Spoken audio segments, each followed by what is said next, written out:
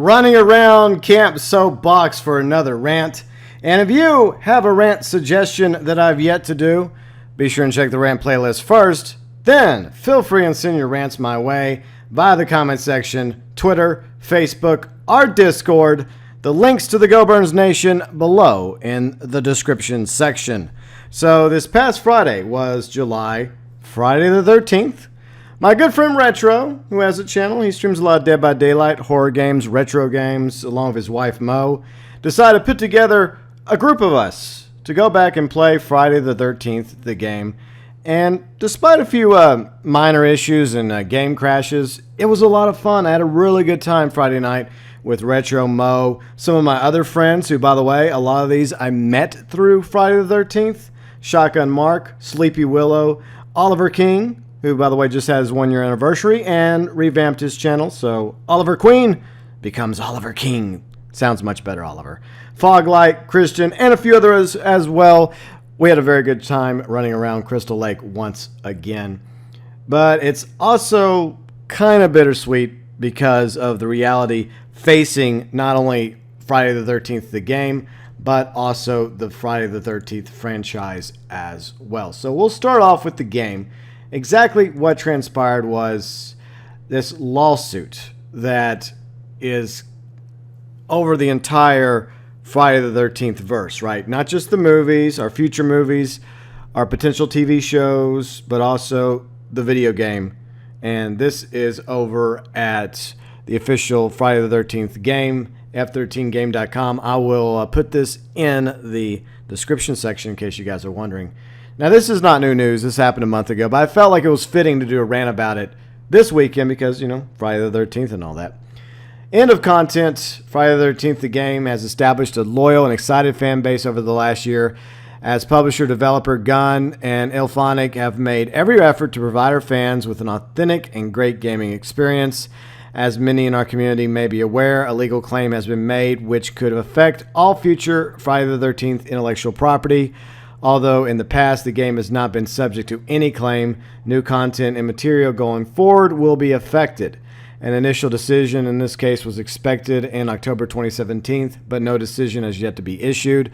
The court review of the legal rights is in process, but final resolution may take some time. Until the claim rights can be dismissed or resolved, no new content will be released.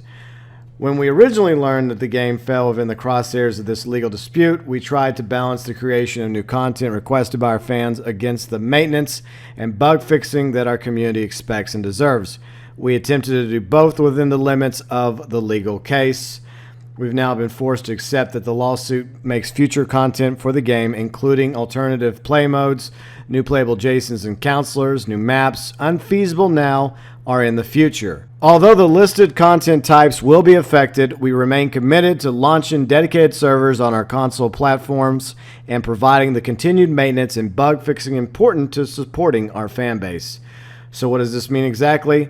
There will be no additional content added to Friday the 13th, the game. This includes, quote-unquote, Uber Jason, the Grindel map, Jason kill packs, clothing, along with emotes, and new counselors. So that is very unfortunate. It really sucks for the fan base for Friday the 13th, the game.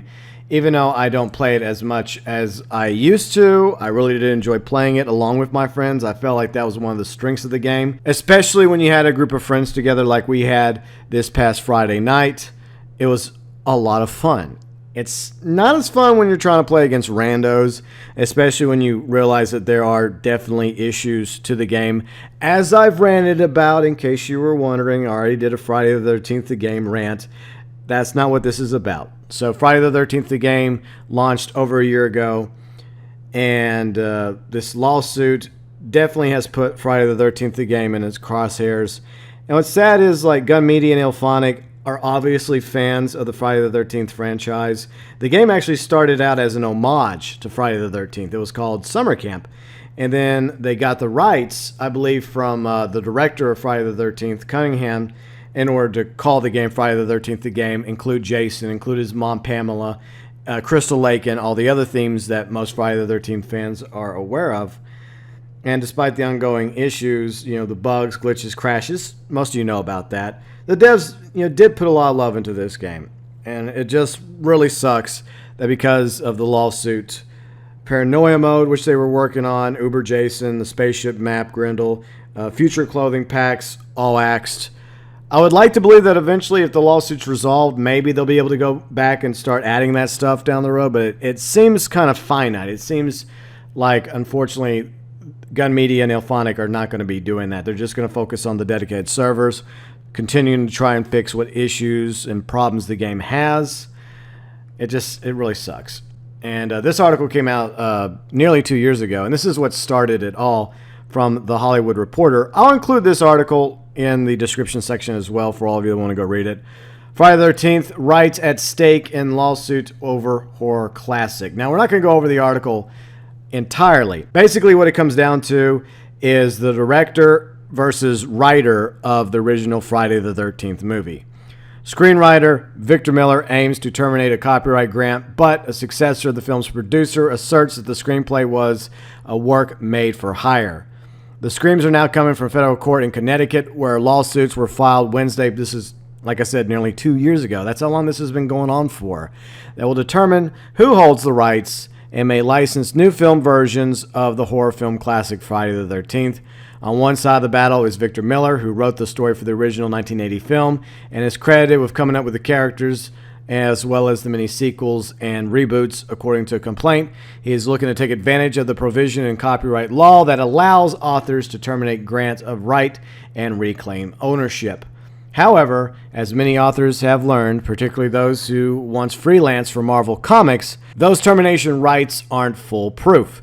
If someone contributes material as well as a work made for hire, then it's the employer who is seen as the true statutory owner of the possible rights termination. See, at Horror Inc. and Many Company are the plaintiffs, claiming that their lawsuit that Miller wrote Friday the 13th as a work made for hire.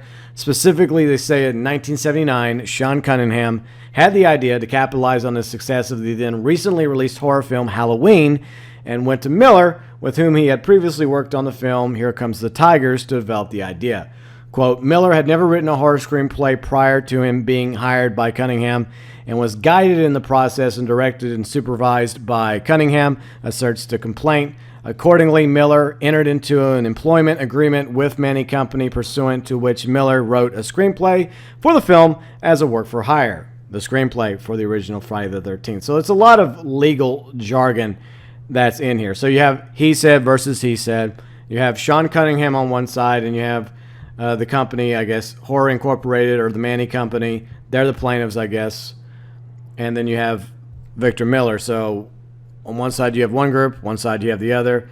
And unfortunately, this is a big reason why you haven't seen a new Friday the 13th movie in quite a while. Even though the remake, I think it was a success. Overall, I enjoyed it. I thought it was okay. It was not bad.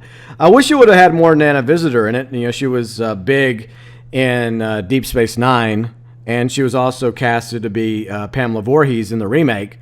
And I thought we were going to see a lot more of her. Unfortunately, we only saw like 5 minutes of that. I would have liked more because I do like Nana Visitor. Yeah. Oh, yeah. But anyway, side issue.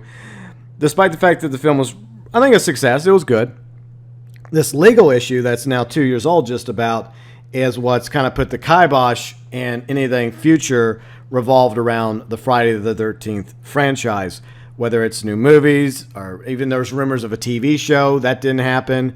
And unfortunately, the Friday the 13th game as well. Now the question we have to ask ourselves, who technically has the right to Friday the 13th?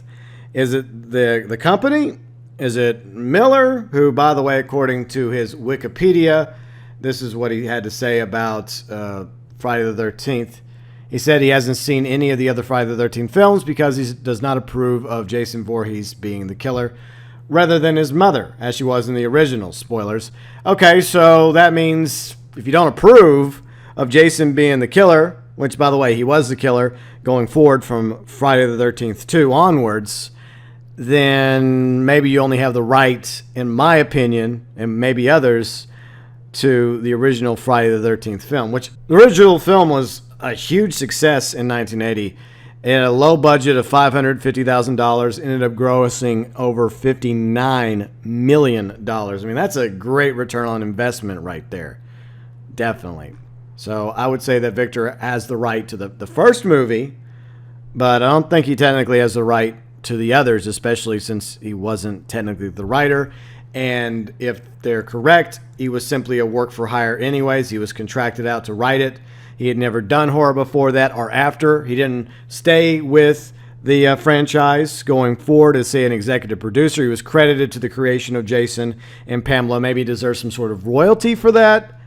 Maybe. But he even doesn't even care for Jason Voorhees as the killer. But whatever the case may be, it's very interesting that the case is taking nearly 2 years, and I don't even know if there's an end in sight for it in order to be resolved. I hope it does get dealt with sooner rather than later, so that not only can we continue to see future Friday the 13th films, they most likely will remake it again. Another guy I like to watch, Dave McRae, he does a lot of horror film stuff, including like going over Halloween, especially Halloween. He loves Halloween, as do I. And let's see, even some Friday the 13th along with Freddy Krueger, Nightmare on Elm Street, as well as a little bit of sci-fi. Last Jedi, he talked a lot about Last Jedi. Another channel, I like watching him. He's pretty good. You know, he even had a really good remake idea for Friday the 13th. I love the idea, by the way. It's fantastic.